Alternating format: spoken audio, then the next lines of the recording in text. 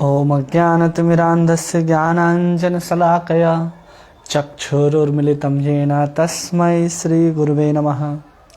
नमः ॐ विष्णुपादाय कृष्णपृष्ठाय भूतले श्रीमते भक्तिवेदान्तस्वामिन् इति नामिने। नमस्ते सारस्वती देवे गौरवाणी प्रचारिणे निर्विशेषशून्यवादी पाश्चात्यदेशतारिणे। जय श्री कृष्ण चैतन्य प्रभु नित्यानंद श्री अद्वैत गदाधर श्रीवासादि गौर भक्तवृंद। हरे कृष्ण कृष्ण कृष्ण हरे हरे, हरे राम राम राम हरे हरे। गुरुवे गौरचंद्राय राधिकाय तदालये कृष्णाय कृष्ण भक्ताय तद्भक्ताय नमो नमः। हरे कृष्णा।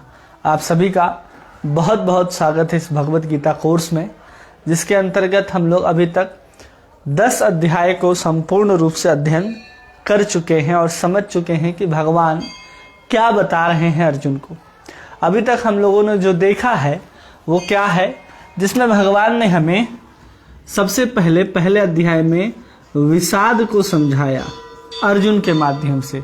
अर्जुन के अंदर का जो विषाद था, उस विषाद को हम लोग समझते हैं कि अर्जुन उस विषाद के कारण पूरा का पूरा क्या हो जाता है, संशय में फंस जाता है, उसके अंदर मोह आ जाता है।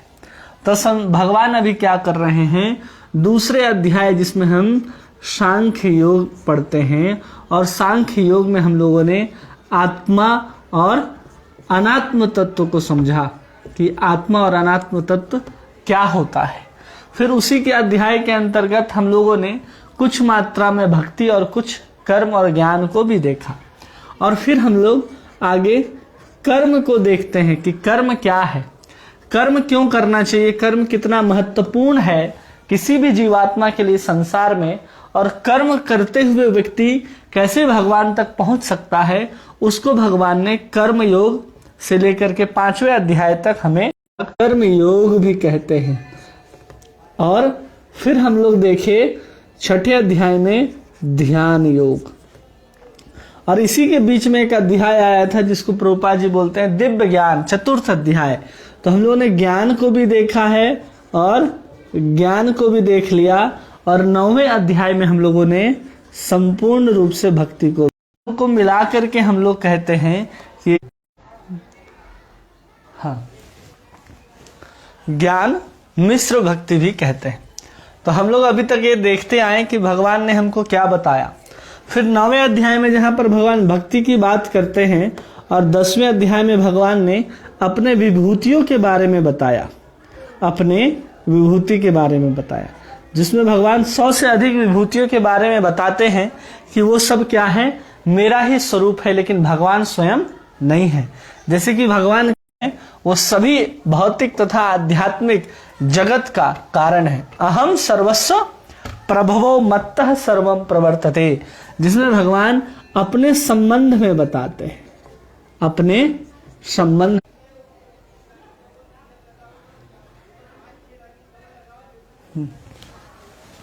तो जिसके अंतर्गत भगवान अपने संबंध को बताते हैं, जिसमें भगवान कहते हैं अहम सर्वस्व प्रभो। यह संसार जो है, इस 10.8 में भगवान संबंध के विषय में बात करते हैं, जिसमें भगवान बताते हैं कि ये संसार में जो कुछ भी है वो सब कुछ मेरा है। और उसी में कहते हैं जो इस बात को जान जाता है वो मेरा बुध भाव समन्वितः, वो मेरा क्या करता है, बुद्धिमान हो जाता है और समन्वित हो जाता है। फिर भगवान कहते हैं 10.9 में कि तेषाम सतत अभियुक्ता नाम भजताम प्रतिपूर्वकम ददामी बुद्धि योगम तम ये न माम उपयांति ते, जिसमें भगवान अभिधेय तत्व को समझाते हैं। किसको समझाते हैं, अभिधेय तत्व को, जिसके अंतर्गत हमको समझाते हैं कि तेरा मेरे साथ संबंध है तो तुम मेरे तक कैसे आ सकते हो। संबंध का मतलब होता है कि हम भगवान से किस तरह से संबंधित हैं। अब जब हम भगवान से किसी तरह संबंधित हैं तो उनसे मिलना चाहते हैं, उनसे जुड़ना चाहते हैं, उनको प्राप्त करना चाहते हैं, जिस विधि से हम भगवान को प्राप्त करना चाहते हैं उस विधि का नाम अभिधेय है। उस तत्व को अभिधेय तत्व कहते हैं, जिसमें भगवान कह रहे तेसाम सतत युक्ता नाम भजताम प्रीति पूर्वकम। अगर कोई मेरा सतत निरंतर प्रीति पूर्वक भजन करता है तो मैं उसको क्या करता हूं, अपने तक बुलाने के लिए बुद्धि देता हूं। मतलब हमको क्या करना है, बुद्धि लेना है। ये श्लोक जो है 9 और 10 दोनों अभिधेय तत्व को समझाता है। 10वें श्लोक में भगवान क्या कहते हैं, मत चित्तः मद्गतः प्राणः बोधयन्तः परस्परम कथयन्तश्च माम भक्त्या तुष्यन्ति च रमन्ति च। तो 10वां श्लोक पूर्ण रूप से हमें अभिधेय तत्व को ही समझा रहा है। क्या समझा रहा है, अभिधेय तत्व को। और फिर 11वां श्लोक जो है कि तेसाम मेवानुकंपार्थम अहम ज्ञानजम तमम। भगवान कह रहे मैं उसके अंदर ही क्या करता हूं, ज्ञान का प्रकाश करता हूं, जिसके माध्यम से आत्म तत्व को साक्षात्कार कर लेता है। और यहाँ 9वें श्लोक में भगवान कह रहे हैं कि ददामी बुद्धि योगम तम येन माम उपयांते। तो कुछ अंश में यहाँ भी प्रयोजन तत्व का वर्णन है। और 9वें श्लोक के आखिरी अंश में जहां भगवान कहते हैं ददामी बुद्धि योगम तम येन माम उपयांते, हम कहाँ चले जाएंगे, अभिधेय तत्व को प्राप्त करके प्रयोजन को प्राप्त कर लेंगे। भगवान को प्राप्त करना, भगवान कृष्ण के प्रेम को प्राप्त करना ही प्रयोजन तत्व है। इसलिए कोई भी शास्त्र जब हम पढ़ते हैं तो ये 3 भागों में विभाजित होता है, संबंध, अभिधेय और प्रयोजन। संबंध कहते हैं कि भगवान का या जीवात्मा का इस संसार के साथ या हमारा भगवान के साथ संबंध क्या है और हमारा इस संसार के साथ संबंध क्या है। तो हमारा भगवान से के साथ संबंध है कि हम भगवान श्री कृष्ण के अंश है, इसलिए हमको भगवान की सेवा करनी चाहिए। अब उस सेवा को कैसे करनी चाहिए उसको अभिधेय तत्व कहते हैं, जिसके अंतर्गत ज्ञान, कर्म, ध्यान, भक्ति चारों आते हैं। लेकिन सबसे श्रेष्ठ जो अभिधेय तत्व कहलाता है वो भक्ति ही कहलाता है। भक्ति ही वो अभिधेय तत्व है जिसके माध्यम से हम अपने प्रयोजन मतलब कृष्ण प्रेम को प्राप्त करते हैं। अगर हमें कृष्ण को प्राप्त करना है तो भक्ति ही करना है, यही अभिधेय तत्व है। इसलिए भगवान कह रहे भजताम प्रीति पूर्वकम, मेरा भजन जो है वो प्रीति पूर्वक ही होना चाहिए। इसलिए भगवान यहाँ प्रीति पूर्वक की बात हम सबको करके बताते हैं और समझाते हैं। और प्रयोजन क्या है कि उसका आत्म साक्षात्कार हो जाएगा और वो मेरे तक आ जाएगा। इसलिए इस 10:8 से लेकर के 10:11 जो हम लोग पढ़ें वो संबंध, अभिधेय और प्रयोजन तत्व को भी दर्शाता है। इसलिए इस श्लोक को चतुर्श्लोकी गीता भी कहते हैं। और इसी के आगे चल करके जब भगवान अपने ऐश्वर्यों को वर्णन कर देते हैं, उस योग, ऐश्वर्य और विभूति को वर्णन करने के बाद अर्जुन के अंदर जिज्ञासा होती है कि आपने तो परम गुह्य ज्ञान मेरे को बता दिया, लेकिन अब मैं उसको अपने आंखों से देखना चाहता हूं। अब ये इच्छा अर्जुन के अंदर नहीं है, ये सामान्य जनों को बतलाने के लिए कि सामान्य जन अपने आप को भगवान ना समझ ले या कृष्ण को भगवान मानने से इनकार ना कर दें। इसलिए अर्जुन यहाँ भगवान से प्रार्थना करता है कि आप हमें विश्व रूप का दर्शन कराइए। तो हम लोग 11वें अध्याय को अब शुरू करते हैं, जिसमें भगवान बताते हैं अपने विश्व रूप दर्शन को। आचार्य इस अध्याय का नाम देते हैं विश्व रूप दर्शन योग। प्रभुपाद जी ने इसको लिखा है विराट रूप या फिर यूनिवर्सल फॉर्म अंग्रेजी में कहते हैं इसको। इसमें कुल 55 श्लोक हैं और इसको हम लोग 5 भागों में बांट करके समझ सकते हैं। 1 से लेकर के 8 श्लोकों में अर्जुन भगवान से अनुरोध करता है और भगवान कृष्ण अपने ही द्वारा मुख से सिर्फ विश्व रूप का वर्णन करते हैं, दिखाते नहीं है। अभी क्या किए भगवान, विश्व रूप का वर्णन कि कैसे दिखेगा, क्या क्या देखोगे तुम, उसका वर्णन भगवान यहाँ पर करते हैं। 9 श्लोक से लेकर के 31 श्लोक तक, जिसमें संजय जो है भगवान कृष्ण के अंश विश्व रूप का वर्णन करता है कि क्या देख रहा है अर्जुन, और अर्जुन देख क्या रहा है, इसका वर्णन संजय के द्वारा धृतराष्ट्र को किया जाता है। जिसके अंतर्गत संजय वर्णन भी करेंगे कि क्या देख रहे हैं, और अर्जुन जो प्रार्थना करता है भगवान से, जो संजय देख रहा है उसका वर्णन होता है। फिर संजय क्या देख रहा है विश्व रूप में, उसका भी वर्णन होता है। 32 से 34 जहां भगवान अर्जुन को निमित्त बताते हैं कि हे अर्जुन, सब के सब पहले ही मारे गए हैं, तुम तो केवल एक निमित्त मात्र बनने जा रहे हो, तुम देख लो सब मेरे विश्व रूप में दिखाया जा रहा है। इसलिए अर्जुन को इस विश्व रूप के अंदर भूत भविष्य वर्तमान तीनों कालों को भगवान ने एक साथ एक ही जगह पर दिखा दिया। इसलिए भगवान का इतना सामर्थ्य, इसको योग ऐश्वर्य कहते हैं। आज का कितना भी बड़ा योगी हो, वो भूत भविष्य वर्तमान तीनों को एक ही स्थान पर एक ही जगह एक ही साथ दिखा नहीं सकता है। लेकिन भगवान ने क्या किया, यहाँ पर भूत भविष्य वर्तमान तीनों एक ही साथ एक ही स्थान पर अर्जुन को दिखाया है। फिर भगवान 35 से लेकर के 46 श्लोक तक अर्जुन भगवान की प्रार्थना करता है, जिसमें भगवान से माफी मांगता है कि हमने आपके साथ कैसा कैसा व्यवहार किया है, और क्या प्रार्थना करता है कि वापस आप द्विभुज वाले रूप में ही आ जाइए।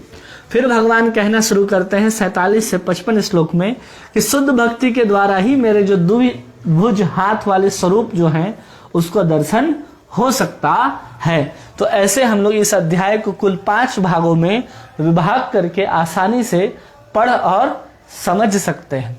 तो हम लोग पुनः आरंभ करते हैं, ठीक है। श्लोक संख्या 1, जहां अर्जुन कह रहा है भगवान श्री कृष्ण से। अध्याय 11, विराट रूप। अर्जुन उवाच मद अनुग्राह परमं गुह्यम अध्यात्म संगीतम यत् योक्तम वचस्तेन मोहो अयम विगतो मम। अर्जुन ने कहा, आपने जिन अत्यंत गुह्य तथा आध्यात्मिक विषय को मुझे उपदेश दिया है, उसे सुनकर अब मेरा मोह दूर हो गया है।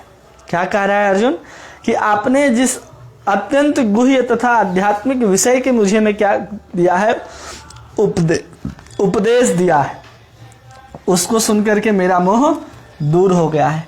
तो अर्जुन क्या कह रहा है यहाँ 11.1 में, मद अनुग्राह, मद अनुग्राह,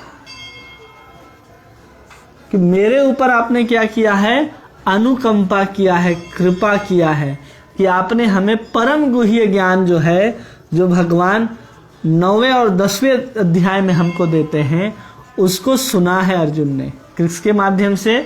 कृपा के माध्यम से सुना है, जिसके कारण अर्जुन कह रहा है कि मेरा मोह जो है वो दूर हो गया। भगवान, मेरा मोह क्या हो गया? दूर हो गया है। ये अर्जुन कह रहा है भगवान से कि आपकी कृपा मात्र से क्या हो गया, मेरा जो मोह है वो दूर हो गया। क्योंकि भगवान ने 10वें अध्याय के आखिरी श्लोक में कहा कि एको अंशेन स्थितो जगतः, कि जो भी तुम देख रहे हो चराचर ब्रह्मांड में, या तुम जो देख नहीं भी पा रहे हो, क्योंकि हम अपने नेत्र से, अपने जो प्राकृतिक चक्षु है, इस मिट्टी के आंख से कितना दूर देख सकेंगे, उतना दूर जो कुछ भी दिखाई देता है और जो कुछ तुम नहीं देख पाते हो, वो सब कुछ मेरे एक अंश में से स्थित है, और मैं उसको धारण किया हूं, उसके अंदर प्रविष्ट कर जाता हूं। अब इस चीज को भगवान कहते हैं आखिरी श्लोक में 10वें अध्याय का। तो जब कह रहे हैं उस बात को, तो अर्जुन को लग रहा है कि नहीं, हम उस चीज को देखना चाहते हैं। किसके लिए? दुनिया के लिए। इसलिए मद अनुग्राह्य, क्या कह रहे हैं कि मुझे अनुग्रह कीजिए, मेरे ऊपर क्या कीजिए आप? कृपा कीजिए। और जिसमें भगवान ने अपनी प्रमुख विभूतियों को वर्णन किया पिछले अध्याय में, उसके दर्शन की कामना जो है अर्जुन के अंदर आ गई। किसके लिए आई ये कामना? हम सामान्य जीवों के लिए। क्योंकि अर्जुन भगवान के विश्व रूप को देखना नहीं चाहता। इसको हमको स्पष्ट रूप से समझना होगा कि अर्जुन स्वयं के लिए विश्व रूप देखने का मांग नहीं करता है। अर्जुन सामान्य जीव के लिए, जो भविष्य में हम जैसे मूर्ख आने वाले थे, वो अर्जुन को पता था। जब अर्जुन को ये बात पता था कि हम जैसे मूर्ख यहाँ पर आएंगे और प्रश्न पूछेंगे कि बताइए कि कैसे हम समझ सकते हैं कि कृष्ण ही भगवान है, तब उसके अंदर इच्छा आई कि हम विश्व रूप का दर्शन करना चाहते हैं। इसलिए यहाँ पर मद अनुग्राह्य शब्द का इस्तेमाल अर्जुन ने किया है। और यहाँ पर प्रभुपाद जी हमको लिख करके समझाते हैं कि पहले ही जब अर्जुन कह रहा है कि मेरा मोह दूर हो गया, मतलब अर्जुन जो है कृष्ण को क्या कर रहा है? सामान्य मनुष्य नहीं समझ रहा है। क्या नहीं समझ रहा है? सामान्य मनुष्य नहीं समझ रहा है। क्योंकि भगवान ने का प्रार्थना जो है, अर्जुन ने परम धाम परमम भवान कह करके पहले ही प्रार्थना और स्तुति कर चुका है, जिसमें अर्जुन कहता है कि असित, देवल, व्यास, नारद कोई भी आपको जो है इसी रूप में वर्णन करते हैं, लेकिन देवता और ऋषि जो हैं असुरगण आपके इस स्वरूप को नहीं जानते कि आप कैसे जन्म लेकर के भी अजन्मा होते हैं। तो उसी को अर्जुन समझ गया है कि सब मोह दूर होने के कारण कृष्ण सामान्य मनुष्य नहीं है। अब उसका क्या हुआ है, भगवान के प्रति जो श्रद्धा है वो और प्रबुद्ध हो गया है। अब और प्रबुद्ध होने के कारण जो भगवान के साथ उसकी क्या है, मित्रता है, वो और अच्छा माधुर्य हो गया कि जो मेरे मित्र हैं वो स्वयं कौन है, वो स्वयं अखिल ब्रह्मांड नायक भगवान श्री कृष्ण मेरे मित्र के स्वरूप में है। यह अर्जुन सोच करके, जान करके बहुत आनंद का अनुभव कर रहा है। और फिर आगे कहते हैं, क्या हमने बताया, आध्यात्म संगीतम। भगवान क्या बताए अर्जुन को, आध्यात्म संगीतम। उसका मतलब क्या होता है? अध्यात्म का मतलब होता है, अधि मतलब होता है मैं, और फिर होता है आत्मा। ये दोनों शब्द को मिलाकर के क्या बनता है, अध्यात्म। अध्यात्म मतलब मैं और आत्मा मतलब स्वयं में। किसके अंदर, तो भगवान कृष्ण के अंदर, या कृष्ण की जो योग ऐश्वर्य थी स्वयं कृष्ण के अंदर, जो योग संगीतम जो है, अध्यात्म योग संगीतम, उसके बारे में भगवान कृष्ण ने अर्जुन को बताया। उसको पाकर के अर्जुन क्या कह रहा है कि मैं बहुत अनुग्रहित महसूस कर रहा हूँ। क्यों? क्योंकि मेरा मोह जो है पूर्णतः आपके ज्ञान के द्वारा भगवान समाप्त हो गया। अब इसके समाप्त होने के कारण बहुत उत्साहपूर्वक प्रभुपाद जी कहते हैं कि केवल और केवल जो है अब जो वर्णन किया जाएगा वो अर्जुन ही समझ सकता है, अर्जुन के सिवा और कोई नहीं समझ सका है। क्या नहीं समझ सका? भगवान की विभूतियों को। अब उसी विभूति को, कृष्ण की विभूतियों को साक्षात रूप में अर्जुन यहाँ पर देख भी लेगा। तो आगे हम लोग देखते हैं श्लोक संख्या 2, जिसमें भगवान क्या कहते हैं।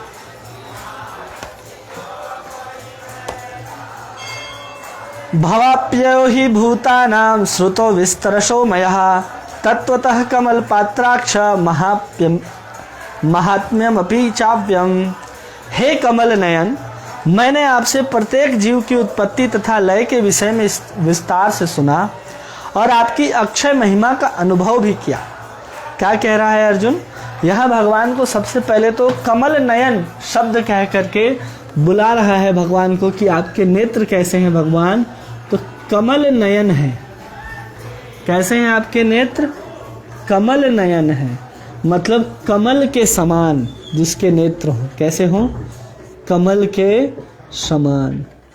अब कमल का जो पंखुड़ी होता है उसको देखिए कैसे होता है, एकदम नुकीला होता है, वो एकदम दूर तक जाते हैं। आंखें यहाँ से शुरू होती हैं और कान तक जाती हैं। जैसे कमल की पंखुड़ियाँ होती हैं, तो भगवान को कह रहा है कि आपकी आंखें कैसी, कमल के समान है। फिर इसी कमल के अंदर क्या आता है, उसकी कोमलता आती है। कमल के पुष्प की जो कोमलता है, उस कोमलता का भी यहाँ वर्णन किया जा रहा है कि आपकी जो आंखें हैं वो बहुत कोमल हैं और बहुत लंबी हैं। भगवान की आंखें की सुंदरता बहुत है। इसलिए जब माता कुंती स्तुति करती है तो वहां पर सब कुछ की तुलना कमल के पुष्प से ही की जाती है। एक एक चीज, आंख को भी कमल, मुख को भी कमल, पद्म कमल कहा जाता है, हस्त को भी हस्त कमल कहा जाता है, चरण को भी चरण कमल कहा जाता है। क्यों कहा जाता है? चरण के साथ कमल लगाने के मतलब है कि हम उसमें विशेषण लगा रहे हैं कि कमल के सदृश भगवान के जो चरण हैं वो सुंदर हैं, कोमल हैं, मुलायम हैं। इसलिए हम भगवान की किसी भी चीज की जो तुलना है वो कमल के साथ ही करते हैं। क्योंकि इस प्राकृतिक जगत में सबसे पहले अगर किसी चीज को बनाया गया है जो भगवान विष्णु के स्वयं नाभि कमल से उत्पन्न हुआ है, और उसी के ऊपर क्या है, ब्रह्मा जी बैठे हैं, और वो जो कमल है वो कमल साधारण नहीं है, वो ब्रह्मा की सृष्टि में नहीं है, वो ब्रह्मा की सृष्टि से पूर्व ही भगवान ने उसकी सृष्टि कर दी।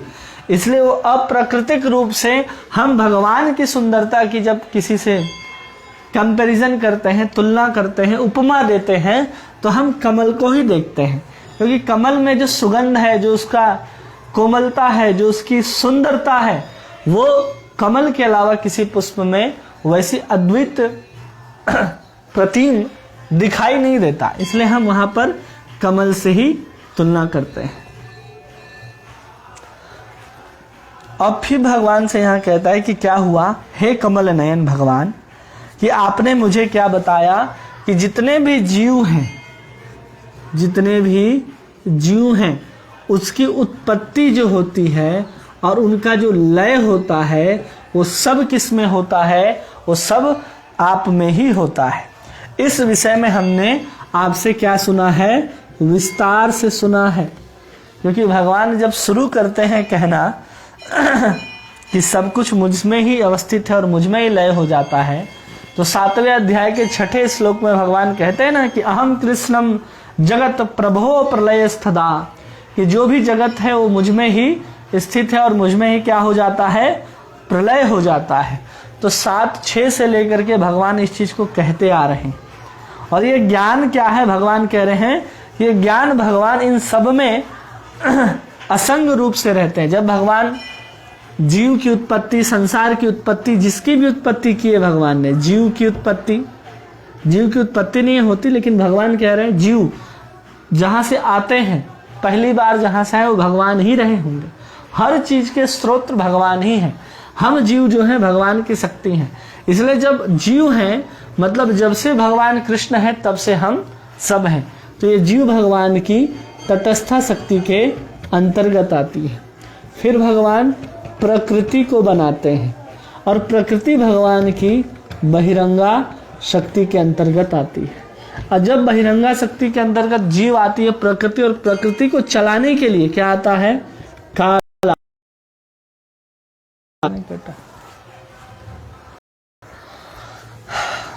आता है। किसको चलाने के लिए, ये प्रकृति और काल जब मिल जाते हैं एक साथ, ये दोनों ऐड हो जाते हैं, तो वही जीवात्मा के लिए कर्म का कार्य करती है। क्या काम करती है, वो कर्म बन जाता है। तो जीव, प्रकृति, काल और कर्म, और भगवान स्वयं क्या है, ईश्वर हैं। इन सब का ज्ञान जो है अर्जुन को अब तक भगवान दे चुके हैं।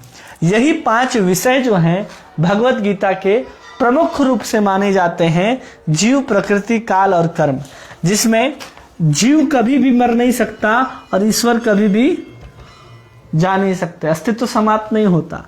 प्रकृति आती है और जाती है। ये काल खंड कहा जाता है जो भगवान के धाम में नित्य विराजता है, और हमारे यहाँ वही नित्य काल खंड काल के रूप में भूत, भविष्य, वर्तमान के रूप में विभाजित हो जाता है। और कर्म क्या होता है, इसको हम बदल सकते हैं। कर्म किसी का स्थायी रह नहीं सकता। हम एक बार कृष्ण कहेंगे हमारे अनंत जन्म के जो पाप राशि हैं कट जाएंगे, तो कर्म हम बदल सकते हैं। तो इस चीज में हम लोग इस तीनों चीज को बदल सकते हैं। जीव अपने स्वभाव को बदल सकता है, कर्म, काल और प्रकृति से बाहर आकर के अपने स्वरूप में आ सकता है और ईश्वर की सेवा में लग सकता है। इसको भगवान ने अभी तक हमको विस्तार से यहाँ तक समझाया है, जिसमें भगवान कहते इन सबको बनाने और करने के बाद भी जीव, प्रकृति, काल और कर्म, इन सबसे भगवान जो है, ईश्वर जो है, असंग रहते हैं। क्या रहते हैं भगवान, असंग रहते हैं। भगवान कहते हैं ना, ये प्रकृति मेरे अध्यक्षता में काम करती है, लेकिन हम इसे अव्यय हैं। जगत अव्यक्त मूर्ति, हाँ, जगत जो है भगवान ही है, लेकिन अव्यक्त मूर्ति के रूप में उसे अव्यय रहते हैं, असंग रहते हैं। इन सब का प्रभाव कृष्ण के ऊपर नहीं आता। और जितने भी कार्य समूह हैं उसको करने के बाद उस कार्य में भगवान बंधते नहीं है। भगवान ने 9.9 में भी हमको ये सब कुछ बताया विस्तार से। ये सबको हम लोग कैसे पढ़े हैं अभी तक, विस्तार से। तो यही अर्जुन यहां पर कह रहा है। आगे हम लोग देखते हैं 11.3 क्या कहता है अर्जुन। ये तो समझ गए। अब देखिए अर्जुन भगवान कृष्ण को क्या कह रहा है। एवं एतद्दाता तमात्मनं परमेश्वरं दृष्टुमिच्छामि ते रूपमेश्वर्यं पुरुषोत्तमम्। हे पुरुषोत्तम, हे परमेश्वर, यद्यपि आपको मैं अपने समक्ष आपके द्वारा वर्णित आपके वास्तविक रूप में देख रहा हूं, किंतु मैं यह देखने का इच्छुक हूं कि आप इस दृश्य जगत में किस प्रकार प्रविष्ट हैं। मैं आपके उसी रूप को दर्शन करना चाहता हूं। अर्जुन क्या कह रहा है कि हे परमात्मा, हे पुरुषोत्तम, हे परमेश्वर, कि आप इस जगत में कैसे प्रविष्ट हैं। क्योंकि भगवान के ऐश्वर्य को भगवान ने जैसा बताया, जैसे भगवान ने अर्जुन को, जैसे भगवान ने अपने ऐश्वर्य को अर्जुन को बताया है, तो उसी ऐश्वर्य को अर्जुन क्या कह रहा है कि हम देखना चाहते हैं। भगवान के ऐश्वर्य को जो भगवान ने ही वर्णन किया है, उसको जैसा का तैसा वैसे ही देखना चाहता है। अर्जुन देखना चाहता है कि कैसे भगवान जो हैं इस ब्रह्मांड के अंदर प्रविष्ट हो गए हैं अपने योग ऐश्वर्य से, उसको वैसे ही रूप में देखने का इच्छा रखता है। अब ये समझ जाइए कि ये जो जगत है, इस जगत के अंदर अगर परमात्मा के रूप में स्वयं अपने अंश के रूप में कृष्ण प्रवेश नहीं करेंगे, तब तक इस जगत का कोई उपयोग नहीं है। ये जब तक इस ब्रह्मांड के अंदर, ये जगत कैसा है, एक ब्रह्मांड के जैसा है। शब्द से ही पता चल रहा है, ब्रह्म अंड मतलब एक अंडे के समान है। और इसके अंदर जब तक भगवान के अंश जो हैं, जैसे महाविष्णु, गर्भोदक्षाई विष्णु, ये सब जब तक प्रवेश नहीं करते इसके अंदर, तब तक ये ब्रह्मांड का जो स्थिति है वो दिखाई नहीं देता, समझ नहीं आता। क्यों नहीं आता, अब इसको समझिए। जब भागवत के 2 स्कंद को पढ़ेंगे हम, तो उसमें जब विराट पुरुष की चर्चा आती है कि विराट पुरुष को जगाने के लिए सब देवता प्रवेश करते हैं अपने अपने। कोई आंख में प्रवेश कर रहा है, कोई शरीर में प्रवेश कर रहा है, कोई नाभि में प्रवेश कर रहा है, कोई जंघा में प्रवेश कर रहा है। ऐसे विराट रूप जो भगवान का जो है उसमें प्रवेश करते हैं, फिर भी इस जगत में कुछ होता नहीं है। उस विराट रूप में कोई भी हलचल नहीं होती है। तो जब तक हलचल नहीं होगी, जब तक भगवान विष्णु स्वयं से न चाहें कि संसार वर्क करना चाहिए, क्रिया होनी चाहिए, तो इसलिए जब वो क्रिया कराना चाहते हैं, करना चाहते हैं, संसार को चलाना चाहते हैं, तो वही भगवान जो हैं इस ब्रह्मांड के अंदर विराट रूप से प्रवेश कर जाते हैं। तब जाकर के ये ब्रह्मांड हमको जैसा अभी दिख रहा है, जैसा ये ब्रह्मांड हमको दृश्यमान है, वैसा दिखाई देने लगता है। जैसे ही वो विश्व रूप है, वो भगवान का विराट रूप जो है इस ब्रह्मांड को छोड़ करके चला जाएगा, तो ऐसे ही धाराशायी हो जाएगा जैसे कोई ताश का पत्ता। ऐसे ही सारे के सारे ब्रह्मांड नीचे आ जाएंगे। न सूरज निकलेगा, न धरती में प्रकाश होगा, न ब्रह्मांड में जो तारे सितारे जो भी दिखाई देते हैं वो अपने अपने जगह में दिखाई देना बंद हो जाएंगे।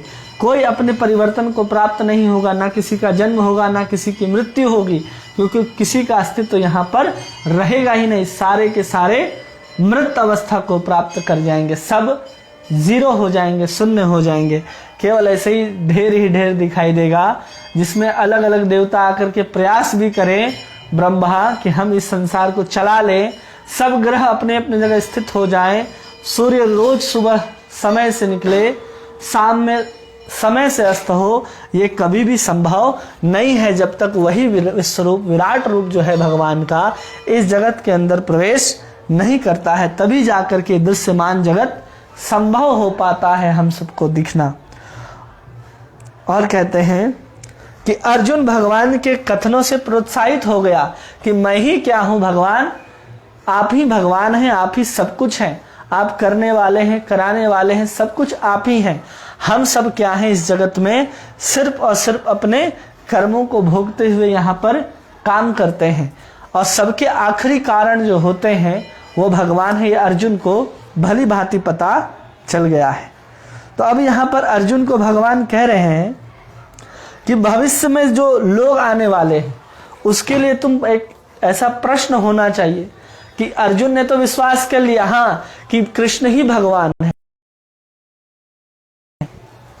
और इस ब्रह्मांड में 14 लोक हैं, इसको हम लोग जानते हैं और इसी को हम लोग समझते हैं, लेकिन ऐसे ही अनगिनत ब्रह्मांड हैं इस पूरे के पूरे जगत में। अगर कोई कहे कि हम इस संसार के सब तारे, सब मिट्टी, सब कण, सब अणुओं को गिन सकते हैं तो कभी नहीं गिन सकते, इतने ब्रह्मांड हैं इस भौतिक जगत में। और जब इसको हम गिन नहीं सकते तो आध्यात्मिक जगत जो इससे 4 गुना अधिक बड़ा है, इसको 1/4 कहा जाता है इस भौतिक जगत में, वहां कितने वैकुंठ होंगे इसकी कोई गणना और कल्पना हम अपनी सामान्य बुद्धि के द्वारा नहीं कर सकते हैं। तो इस रूप को दिखाने के लिए अर्जुन प्रार्थना करता है कि हम उस रूप को भगवान देखना चाहते हैं। अब उसी रूप को देखने और दिखाने के लिए अर्जुन को प्रार्थना करता है कि हम जैसे सामान्य लोग भी कृष्ण को भगवान के रूप में समझ सके। इसलिए यहाँ पर कह रहा है कि आप अनुग्रह कीजिए। क्या अनुग्रह कीजिए? जिसके माध्यम से हम क्या कर सके कि आप जो इस ब्रह्मांड में प्रविष्ट हुए हैं उस रूप को हम देख सके। इसलिए यहाँ पर जो शब्द आया है कि पुरुषोत्तम, यहाँ भगवान को क्या कह रहा है अर्जुन? पुरुषोत्तम। ये शब्द महत्वपूर्ण है। पुरुषोत्तम के रूप में भगवान जो है अंतर्यामी के रूप में सबके हृदय में विराजमान है, और अर्जुन के अंदर भी विराजमान होने के कारण अर्जुन किस बात को जानते हैं कि वो मेरे जो भी बात बताए गए पहले उसी बात को सुन करके अर्जुन पूर्णतः क्या हो गया है? संतुष्ट हो गया है। अब उसको अलग से किसी उपदेश की आवश्यकता नहीं है। लेकिन दूसरे लोगों को विश्वास दिलाने के लिए अर्जुन ये प्रश्न पूछ रहा, ये अनुरोध कर रहा है भगवान से कि आप अपने उस विश्व रूप का दर्शन कराइए। क्योंकि अर्जुन जो है वो भगवान का माधुर्यमय विग्रह जो है श्री कृष्ण का ललित स्वरूप है उसका दर्शन कर रहा है और नित्य सखा भी है।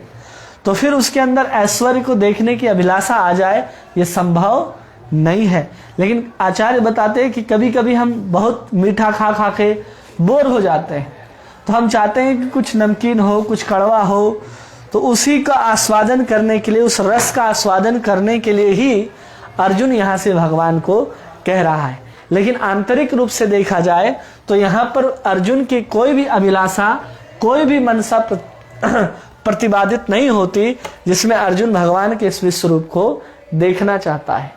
लेकिन इसलिए देखना चाहता है कि हम जैसे सामान्य लोग जो कभी भी आकर के खड़े हो जाते हैं कि हम देखो भगवान के कलयुग के अवतार हैं। अगर आप कलयुग में अवतार हैं, आपके भगवान में इतना सामर्थ्य है जिसको आप भगवान मानते हैं, तो आप उसके विश्व रूप को कहिए कि आप उसके विश्व रूप को दिखाएं। केवल और केवल कृष्ण ने ही आकर के अपने विश्व रूप को दिखाया है, तब जाकर के हम उनको भगवान मानते हैं। आगे देखते हैं कि भगवान चौथे श्लोक में क्या कहते हैं। अर्जुन क्या कहते हैं भगवान से? मन्यसे यदि तक शक्यम मया दृष्टुम मितम प्रभु योग ऐश्वर्यम ततो मे त्वाम दर्शया आत्म मन अव्ययम। हे प्रभु, हे योगेश्वर, यदि आप सोचते हैं कि मैं आपके विश्व रूप को देखने में समर्थ हो सकता हूं तो कृपा करके मुझे अपने असीम विश्व रूप को दिखाइए।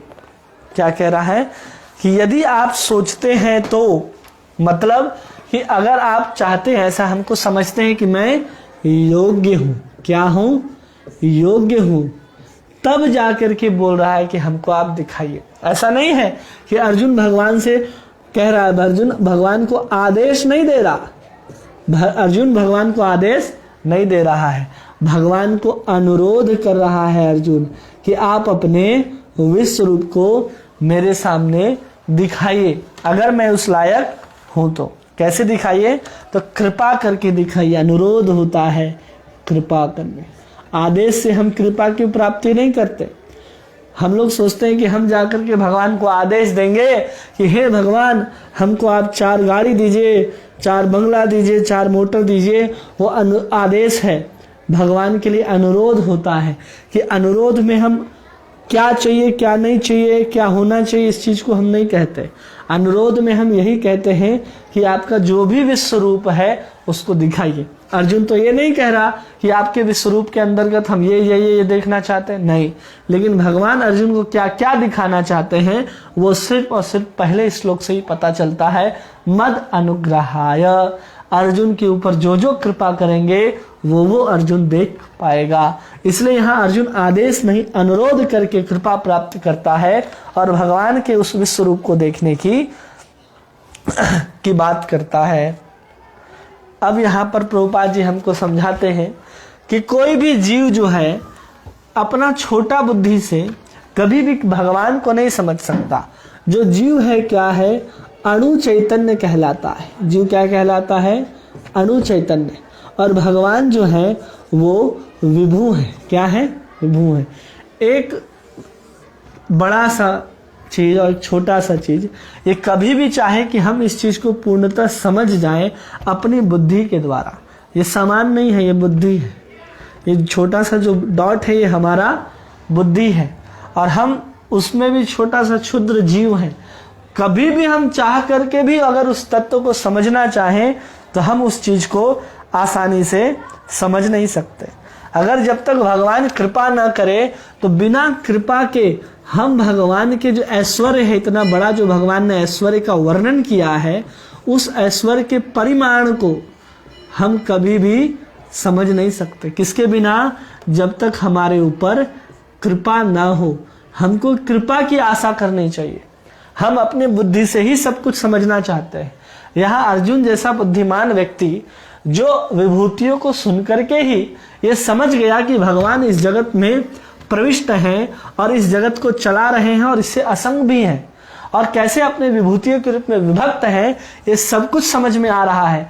अर्जुन को ये सब कुछ दिख रहा है बिना कुछ किए हुए, लेकिन अर्जुन उस रूप को फिर भी देखना चाह रहा है। कैसे, कृपा के माध्यम से अर्जुन देखना चाह रहा है। इसलिए यहाँ पर कह रहा है भगवान को योगेश्वर कह रहा है। भगवान को क्या कह रहा है, योगेश्वर हैं आप। इससे पता चलता है कि भगवान के पास क्या है, अचिंत्य शक्ति है। अचिंत्य शक्ति भी कैसी, असीम है वो, जिसकी कोई सीमा नहीं है। कितना है क्या है इसका हम अनुमान नहीं लगा सकते हैं। इसलिए अर्जुन यहाँ पर भगवान के विश्व रूप को देखने के लिए याचना करता है, भगवान से प्रार्थना करता है, भगवान से अनुरोध करता है कि आप कृपा करके हमें इस रूप का दर्शन दीजिए। अब 5वें श्लोक में भगवान क्या दिखाएंगे अर्जुन को, उसका वर्णन भगवान कृष्ण स्वयं अपने मुख से करते हैं 5वें श्लोक में, जिसको हम लोग पढ़ते हैं। क्या है, श्री भगवान उवाच पश्यम मे पार्थ रूपाणि शतशः अथ सहस्रशः नानाविधानि दिव्यानि नाना वर्णाकृतिनि च। भगवान ने कहा, हे अर्जुन, हे पार्थ, अब तुम मेरे ऐश्वर्य को सैकड़ों हजारों प्रकार की दैवी तथा विविध रंगों वाले रूपों को देखो। क्या कह रहे हैं भगवान कि हे पार्थ, सबसे पहले क्या कहें भगवान अर्जुन को, पार्थ कह रहे हैं कि तुम क्या हो, मेरे बहुत करीबी हो। इसलिए तुम क्या देखोगे अर्जुन, पार्थ पश्य रूपाणी। 2 शब्द कहते पश्य, एक तो कहते हैं भगवान देखो और फिर कहते हैं रूप नहीं रूपाणी कहते हैं, जो बहुवचन में जाता है रूपाणी। तो पश्य मतलब देखना, रूपाणी रूप को देखो। इससे प्रतीत हो रहा है कि क्या देखने की बात कर रहे हैं। तो भगवान कह रहे हैं एक ही जगह में विभक्त हजारों, क्या कह रहे हैं, हजारों रूप को देखो, रंग को देखो। तो भगवान यहाँ पर पुरुष सूक्त हम लोग पढ़ते हैं ना, सहस्त्र शीर्षा पुरुषः सहस्त्राक्ष सहस्त्रपात, जिसमें भगवान का हम लोग हजारों हाथ, हजारों पैर, हजारों नेत्र का वर्णन करते हैं, जिसमें भगवान के हजारों मुख होते हैं, भगवान के हजारों नेत्र होते हैं, हाथ होते हैं, पैर होते हैं। ये सब क्या होते हैं, हजार होते हैं। किसके, उस विराट रूप के, जिसका हम लोग पुरुष सूक्त में गान करते हैं। और ये सब क्या है, केवल और केवल भगवान का एक अंश से विस्तार है। ये सब, ये स्वयं भगवान क्या है, उसको विस्तार रूप से दिखाते हैं, केवल और केवल अंश से। ये विराट रूप, ये विश्व रूप जो है, जिसको देख करके संजय से लेकर के अर्जुन तक क्या हो जाते हैं, विस्मय हो जाते हैं, आश्चर्य कर जाते हैं। वो केवल और केवल भगवान का एक अंश है, एक अंश है, पूर्ण नहीं है। वो जो भी दिखाएंगे अब भगवान इस अध्याय में, वो सब भगवान का एक अंश का ही वर्णन किया जा रहा है। इसलिए भगवान 10वें अध्याय के आखिरी में कहते, एको अंशेन स्थितः जगतः, कि एक अंश से मैं सारे के सारे जगत को धारण करता हूं और उसका पालन संहार सब कुछ एक अंश से ही कर लेते हैं। अब उसी एक अंश के साथ कैसे विश्वरूप के रूप में एक एक ब्रह्मांड के अंदर प्रविष्ट हैं, उसको वहां पर भगवान समझा रहे हैं। तो उसी को कह रहे पश्य रूपाणी, तो मेरे तुम एक ही जगह में विभक्त हजारों नेत्र हजारों मुख का जो दिव्य स्वरूप है, उस समूह को देखो। जब भगवान यहां पर बात करते हैं पश्य रूपाणी, तो भगवान के मन के अंदर जो बात चल रही है उसको हमारे आचार्य समझते हैं। तो पश्य रूपाणी का मतलब हो रहा है कि भगवान जो है मन में विचार करते हैं, मन में विचार करते हैं कि सिर्फ और सिर्फ उसको विश्वरूप ही नहीं, बल्कि हम इसको अपने अंश काल का भी दर्शन कराएंगे। भगवान का एक अंश जो है वो क्या है, काल तत्व है। उसको भी यहाँ पर भगवान अर्जुन को दिखाना चाहते हैं। क्योंकि महाभारत जब हम लोग पढ़े होंगे, जहाँ पर हम लोग देखते हैं कि जब समझौता करने के लिए भगवान 5 गांव मांगने के लिए दूत बन करके कृष्ण पहुंचते हैं हस्तिनापुर, और वहां जाकर के जब प्रस्ताव रखते हैं, तो उस समय दुर्योधन कहता है कि हमको नहीं चाहिए, हम नहीं दे सकते एक भी गांव। भूमि का एक सुई के बराबर नोक के ऊपर जितनी मिट्टी भी लगती है उतना भी हम देने के लिए अपने जमीन से तैयार नहीं है। उसी समय भगवान अपने विश्व रूप को दुर्योधन को भी दिखाते हैं। दुर्योधन को जब उस रूप में दिखाते हैं, तो उस समय दुर्योधन को ये काल रूप नहीं दिखाते। जब महाभारत के अंदर दुर्योधन को दिखाया गया अपना विश्व रूप, तो आचार्य बताते हैं कि उस समय भगवान ने दुर्योधन को काल रूप नहीं दिखाया। अगर दुर्योधन वहां पर काल रूप को देख लेता, तो ये एक भी देख लेता कि हम आगे महाभारत का युद्ध होने वाला है और उसमें हम हारने वाले, तो वहां पर दुर्योधन युद्ध नहीं करता। इसलिए सब कुछ दिखाया, लेकिन उस काल रूप को नहीं दिखाया। यहाँ पर उस काल रूप को भी भगवान दिखाएंगे। इसलिए यहाँ पर कह रहे हैं पश्य रूपाणी, कि अर्जुन को भगवान क्या दिखाने वाले हैं, सब कुछ दिखाने वाले हैं। क्या दिखाएंगे कि जो दिव्य जगत है, जो भगवान जो है दिव्य होकर के भी जो जगत के लिए लाभ हो, ऐसा रूप है भगवान का। अब ये जो रूप है ये कैसा है, ये समझिए। इसको प्रभुपाद जी हमको बताते हैं कि ये विश्व रूप क्या है। ये विश्व रूप जो है वो प्रकृति के समान है।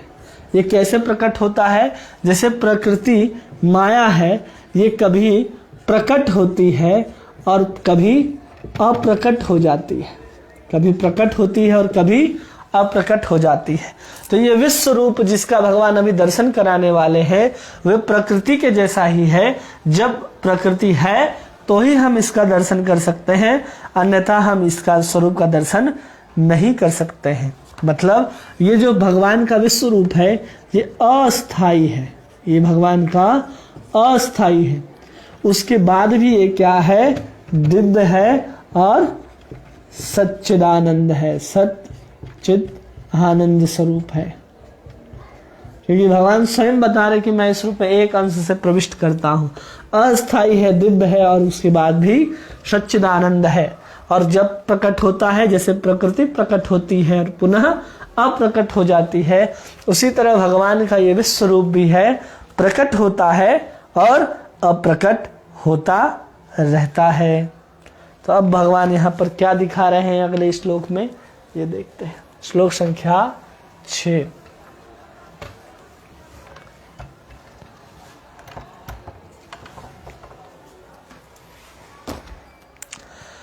पश्येद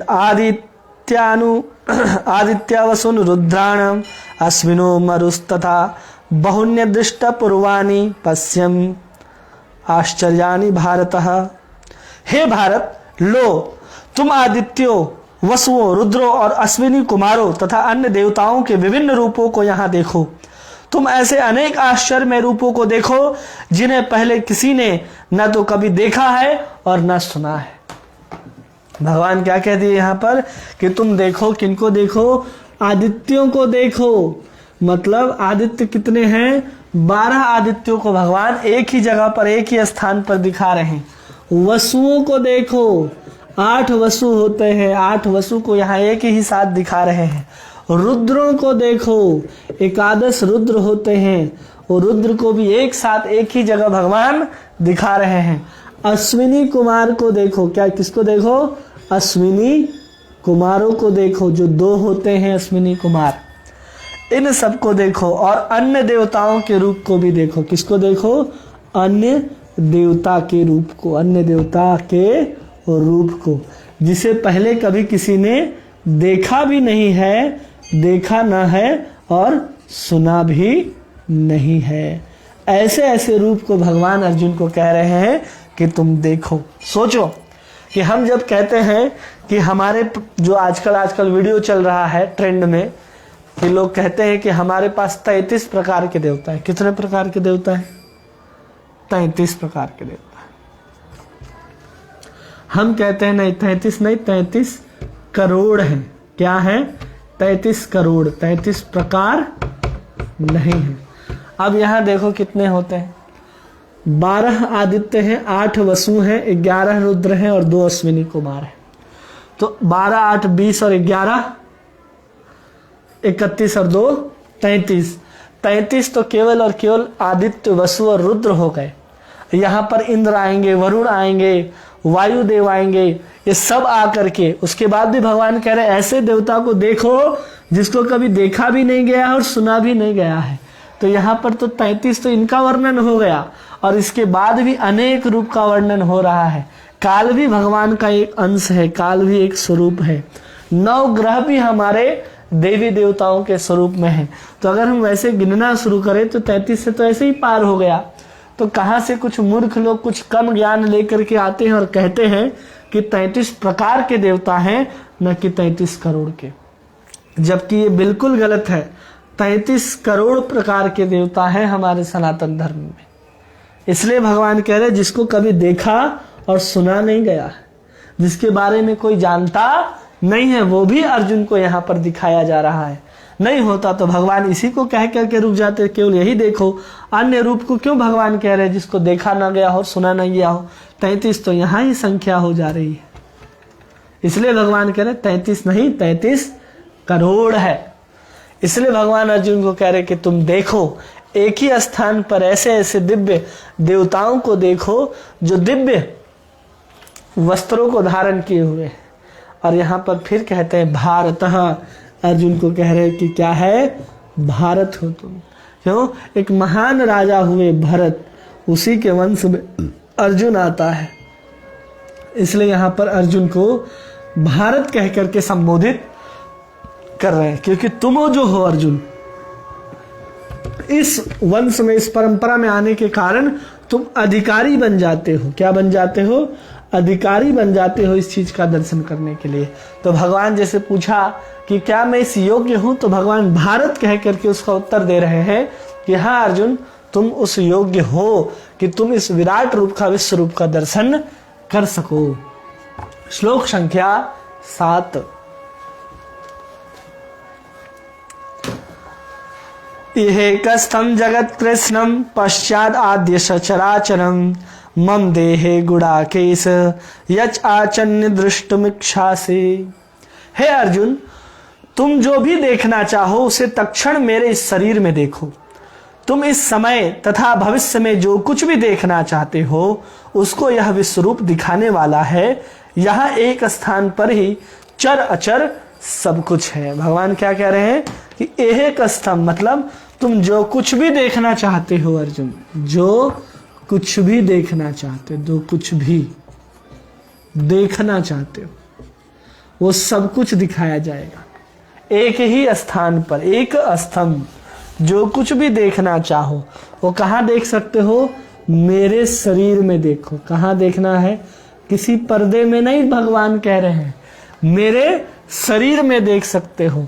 क्या देख सकते हो? जो कुछ भी तुम देखना चाहो। मतलब यहीं से पता चल रहा है वर्तमान को भी और भविष्य को भी दिखाना चाहते हैं। जो कुछ भी देखना चाहो और एक ही स्थान पर देख लोगे, एक स्थान में। क्या क्या? तो भगवान बोले अचरम चराचरम, चर और अचर, जो चलते हैं और जो नहीं चलते हैं, वो सब कुछ तुमको चलते हुए भी वो अचर जैसे एक ही स्थान पर दिखाई देने वाले हैं। अब यहां पर बार बार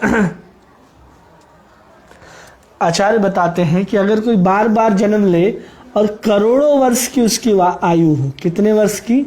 करोड़ों वर्ष की आयु हो, और करोड़ों वर्ष तक अगर वो भ्रमण करता रहे, और कैसा भ्रमण करता रहे वो? जैसे ब्रह्मा जी जैसे ही हनुमान जी की अगर उसके पास शक्ति हो, सामान्य शक्ति नहीं, आयु करोड़ों वर्ष की हो और हनुमान जैसा वेग हो उसके पास, इतना अगर फास्ट चल सकता हो, उसके बाद भी अगर चाहे कि हम भगवान के उन सभी स्वरूपों का जो विश्व रूप में अर्जुन को दिखाया गया या जो दिखाया जाएगा अभी, उसको दर्शन कर सके, तो ये संभव नहीं है। कभी भी नहीं देखा जा सकता। अगर कोई करोड़ों वर्ष तक इतने वेग से भी अगर विश्व रूप के सभी रूप को उस स्थान पर देखना चाहे तो भी देख नहीं सकता है। और उन सब रूपों को भगवान यहाँ पर कह रहे हैं एक स्तंभ, एक ही स्थान में तुम क्या कर सकते हो अर्जुन? देख सकते हो।